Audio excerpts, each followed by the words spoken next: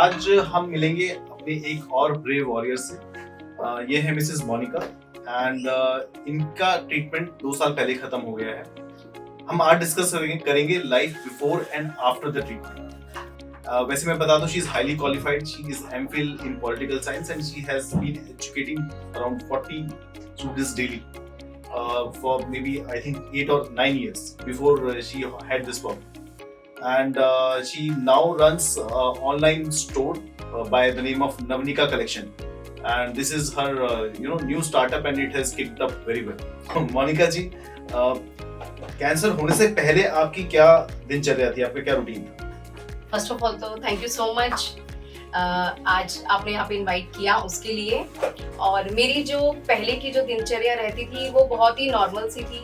उठना, बच्चों को भेजना, 11 o'clock से मेरी क्लासेस स्टार्ट मैं कर लेती थी और 1 o'clock तक वो चलती थी। उसके बाद 3 o'clock से दोबारा से मेरी क्लासेस शुरू होती थी और 7:30 तक मेरी क्लासेस मैं देती थी। नॉर्मल मेरा यही रूटीन था डेली का और ये मैं 13-14 ईयर्स तक करती रही हूँ। थोड़ा शॉर्ट में बताएं कि डायग्नोज कैसे हुआ और ट्रीटमेंट कैसे हुआ? सबसे पहले डायग्नोज ऐसे हुआ कि जनवरी से मुझे थोड़ा बहुत एक छोटा सा लंप मुझे जो है डिटेक्ट हुआ कि हाँ लंप है। और वो जो लंप था वो मैंने नॉर्मली लिया, उसे बहुत ही मुझे लगा नॉर्मल सा है तो इस पे बहुत ज़्यादा मुझे ध्यान देने की ज़रूरत नहीं है। लेकिन वही लंप था जो बढ़ते बढ़ते जून जुलाई तक उसका साइज बहुत ज़्यादा इंक्रीज हो चुका था और पेनफुल बहुत ज़्यादा वो रहा। पेनफुल था, इसीलिए मैंने उसे दिखाना ज़रूरी समझा कि शायद मुझे इसको चेक कराना चाहिए। चेक कराने के लिए मैंने किसी हॉस्पिटल में पता किया और उन्होंने बजाय मेरा कोई टेस्ट कराने के सिंपली एक मेमोग्राफी कराई और उसके बाद में सर्जरी कर दिया गया। सर्जरी मेरा हुआ, जो लंप रिमूव हुआ था बस वही सर्जरी किया गया था, इससे ज़्यादा कुछ नहीं था। और सर्जरी का जो रिजल्ट आया और जो बायोप्सी की रिपोर्ट आई उसमें मुझे पता लगा कि मुझे कैंसर है। इवन मुझे उसी हॉस्पिटल में बोला गया था कि आपका फुली ट्रीटमेंट हम कर देंगे, लेकिन मेरे जो हस्बैंड है उन्होंने यही डिसाइड किया, हम लोगों ने सबने मिलके कि नहीं, हम स्पेशली जो इस चीज के लिए स्पेशलाइज्ड हॉस्पिटल है राजीव गांधी कैंसर हॉस्पिटल, हम क्यों ना यहाँ जाके कराएं, क्योंकि जो स्पेशलिस्ट हैं हम उन्हीं से ये चीज करवाना चाहेंगे। तो यहाँ पे आने के बाद जो भी मेरे टेस्ट हुए उनमें पता लगा कि मैं 3rd स्टेज मेरी हो चुकी है। और बहुत ज़्यादा उस टाइम पे हम लोग वी आर वेरी स्केर्ड कि 3rd स्टेज है और कैसे अब इससे हम लोग टैकल करेंगे कि ये ठीक हो जाएगा नहीं हो जाएगा, क्योंकि कैंसर एक ऐसा नाम है कि सुनते ही पहले ही हम लोग होपलेस हो जाते हैं कि आगे पता नहीं क्या होगा।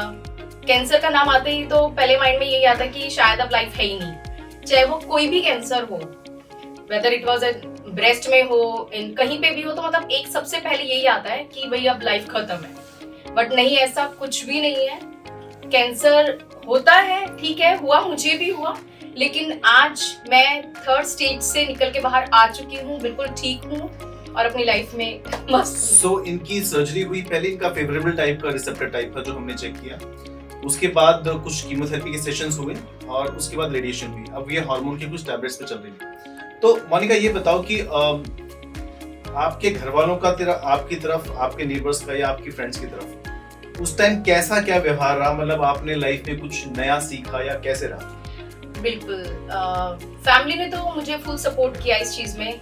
हस्बैंड, सिस्टर इन लॉज, मेरे फादर इन लॉ हैं, सबने बहुत मुझे सपोर्ट किया इसके लिए कि नहीं तुम कर सकती हो और बहुत जल्दी इससे बाहर आ जाओगी, ऐसा कुछ नहीं है, फटाफट से दवाइयाँ लो ठीक हो जाओ। लेकिन कुछ लोग ऐसे भी थे, फैमिली के ही थे, जो शायद इस बीमारी को सुनने के बाद मेरे ज्यादा नजदीक भी नहीं आना चाह रहे थे। और इवन वो आने के बाद आए मुझे देखने, क्योंकि एक फॉर्मेलिटी होती है शायद ये कि आना है, पता करना है, पूछना है, लेकिन उसके बाद में शायद उन्होंने ये माइंड में सेट कर लिया था कि नहीं ये तो ऐसी है बीमारी कि ये लग जाएगी। ये बताओ कि एक नेगेटिविटी आ जाती है कि आपके साथ बहुत खराब होने जा रहा है, उसके साथ आपने क्या कोप अप किया? आपने कुछ मेजर्स लिए या खुद को कुछ क्या समझाया, मतलब उस दौरान जब आपके साथ लग रहा है कि सब खत्म होने वाला है? मैं एक फीमेल घर की अकेली हूँ और तो बस मुझे यही चाहिए था कि मैं किसी तरह इस बीमारी से लड़ के बाहर आ जाऊं स्ट्रांगली, और मेरा स्ट्रांग पार्ट मेरी फैमिली, मेरे हस्बैंड। आपकी अब दिनचर्या क्या है, आपका आउटलुक क्या है लाइफ के लिए? अभी जो मेरी दिनचर्या है बहुत अच्छी है। मैं सुबह उठती हूँ, चाहे मुझे 10 मिनट हो चाहे 15 मिनट हो, मैं एक वॉक जरूर लेती हूँ और मैं बहुत रिफ्रेश फील करती हूँ। सुबह वॉक पे जाके आने के बाद में इतना रिफ्रेश मैं हो जाती हूँ। सारा मेरा जो भी सुबह का रूटीन है, ब्रेकफास्ट है, सब करने के बाद में मैं जल्दी से रेडी होती हूँ और अपनी कलेक्शन के लिए सुंदर सुंदर वीडियोस बनाती हूँ बहुत अच्छे से। और मेरा फुल डे उसी में, क्योंकि जो भी क्वेरीज आती हैं उनको क्लियर करना और जो भी मेरे पास डिमांड आती है कलेक्शन से रिलेटेड, वो मैं सब क्लियर करती हूँ। तो हम ये समझ रहे हैं कि देखिए कैंसर 2 साल पहले खत्म हो गया, now you have move forward and you are, आप पहले से और बेहतर हैं लाइफ को लेके। बिल्कुल। जिन लोगों को कैंसर नहीं है या जिसको है, उनको आप कुछ राय देना चाहेंगी लाइफ के प्रति? जो आप जो बता रहे थे बहुत पहले बिजी थे और अब आप खुद को टाइम देते हो, इस तरह कोई एडवाइस जनरल पॉपुलेशन देना चाहेंगे? बिल्कुल, मैं यही कहना चाहूंगी कि देखिए घर का सब कुछ चलता रहेगा, फैमिली से रिलेटेड जो भी काम है, जो भी हमारी हाउसवाइफ हैं या फिर जो वर्किंग भी हैं, ये चीजें आपके साथ चलती रहेंगी, लेकिन अपने आप को टाइम देना बहुत जरूरी है। और वर्किंग के लिए तो मैं मानती हूँ कि आपको अपने लिए निकालना ही चाहिए। सुबह से लेकर शाम तक आप सिर्फ काम काम काम कर रहे हैं, ठीक है। और जो हाउसवाइफ है वो भी हमारी सबसे ज्यादा, मेरे ख्याल से आज के टाइम पे जो बिजी है वो हाउसवाइफ्स हैं, कि सुबह उठने से लेकर रात को सबके सोने तक वो सिर्फ काम ही करती हैं। तो मैं ये कहूंगी कि अपने लिए टाइम निकालिए, अपने लिए कुछ कीजिए, जरूरी है। क्योंकि मैंने ये सीखा ये बीमारी के बाद में, मतलब कैंसर के बाद में मुझे समझ में आया कि मैंने अपने आप को टाइम ही नहीं दिया।